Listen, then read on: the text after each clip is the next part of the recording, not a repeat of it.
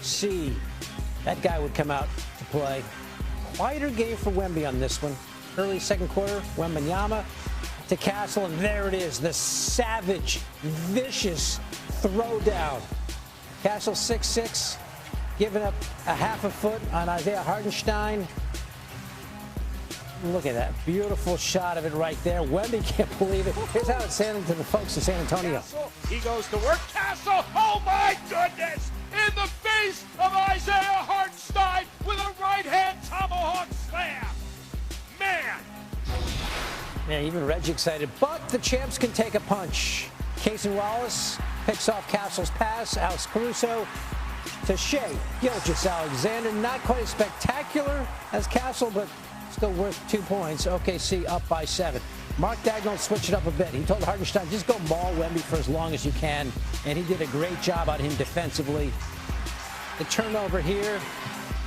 And then on the other end, SGA. Patented fadeaway baseline. Wemby had a few turnovers in the first half. Big news, Jalen Williams, J-Dub left again. More hamstring trouble, this time the left hammy. OKC up 11 at the half, third quarter. Wemby stepping into his three. Ties this game at 66. Some nervous people in Oklahoma City. Then Wemby drives, misses, but gets his own rebound. Did that a couple times tonight. It's not something normal humans can do. Spurs down 1 at that point. And then SGA working Dylan Harper. He misses. Harper collides with Chet Holmgren. And he would go down awfully hard. And he would not come back. Heads to the locker room. Did not return. Big loss for the Spurs. SGA just turning poor Carter Bryant around. Listen, it's happened to a lot of guys, Carter. That's just kind of mean-spirited from SGA. Great move. Thunder up by 8.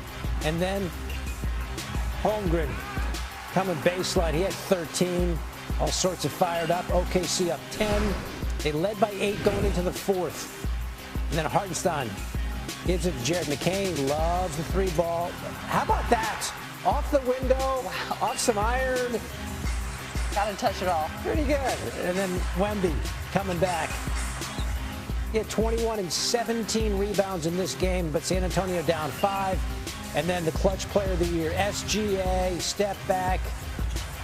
Book it.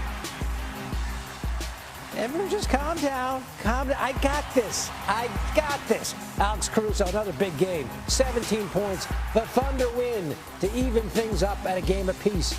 Here's SGA. What a difference a day makes. This late in the season, like, it's nothing special that you can do. Like, every team has their identity, and when they impose their identity more than the other team does, they usually win, no matter what level or what stakes are in the game. And tonight we just did a better job of that than we did in the first game, and that's probably why we came out on top. Now the circumstances change and force you to focus on your identity more. And I think tonight we just had no chance but to play to our strengths, or else just to give ourselves the best shot to win tonight.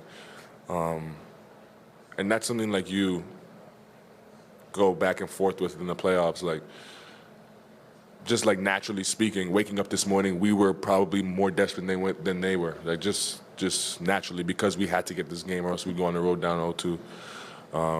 So yeah, some of it was that, but nonetheless, you still have to go out there and do the job, and I think the guys did that.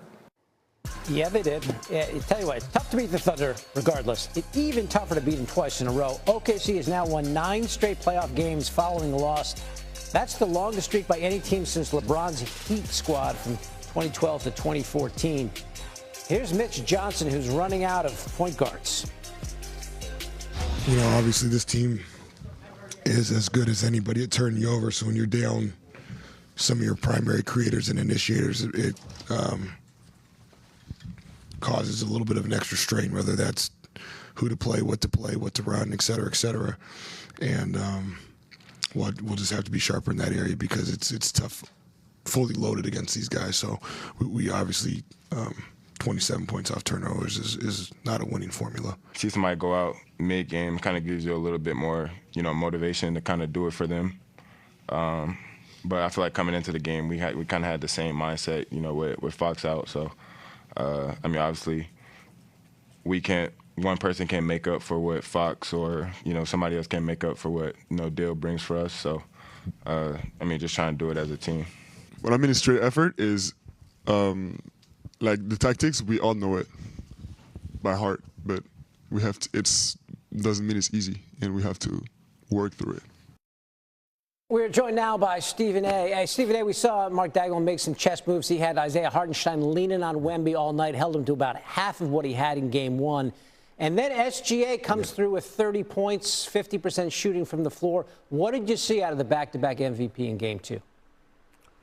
Well, you needed to see the level of aggression that he showed. The fact is that he hasn't been himself. He's been the league MVP, averaging over 30 points over the last 4 seasons, particularly the last 2. He's been an unstoppable force, Mr. Mid-range himself, can hit the 3 when necessary, definitely can finish at the basket. You didn't see that level of efficiency and that level of aggression, particularly in Game 1. He came out tonight looking for his shot, recognizing the urgency of the moment, because had Oklahoma City fallen down 0-2 in this series, it's over. You're not coming back from that and beating this particular San Antonio Spurs team led by this particular alien named Victor Wembanyama. You're not coming back from an 0-2 deficit, having to win 4 or 5 games, and the first 2 of them was going to be in San Antonio. That was not going to work out. So they needed to win this game. They needed to be led by the league MVP, and sure enough, that's exactly what he did tonight, scoring 15 points in each half, only attempting 6 free throws, so hitting most of his shots from the field, obviously holding on to the ball, not turning it over and things of that nature. He was efficient tonight. He was the Shai Gilgeous-Alexander we all know and love. Well, and Stephen A., as you just mentioned, that 0-2 deficit would be a hard hole to dig out of, but the Thunder did win Game 2. So how do you like this Oklahoma City team as the series moves to San Antonio? Well, it's still tough because San Antonio won't go away. They're just tough. Victor Wembanyama is who he is. He had 4 blocks tonight, 21.17 rebounds. But when you take into account Stephon Castle, everybody's looking at the amount of turnovers, 11 in one game, 9 in another. That's 20 turnovers in 2 games.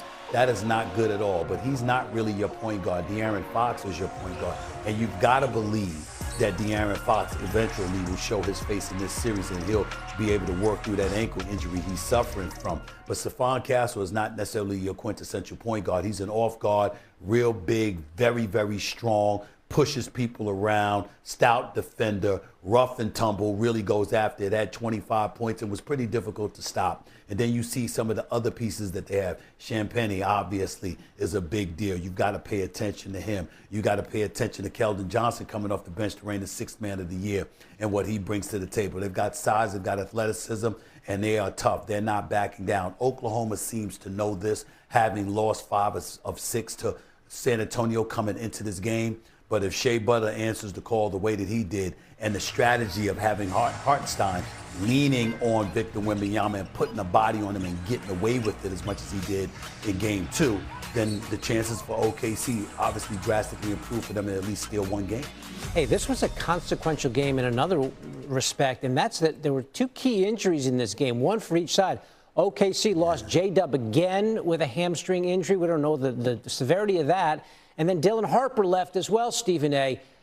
Bigger hit to which team if those guys can't play?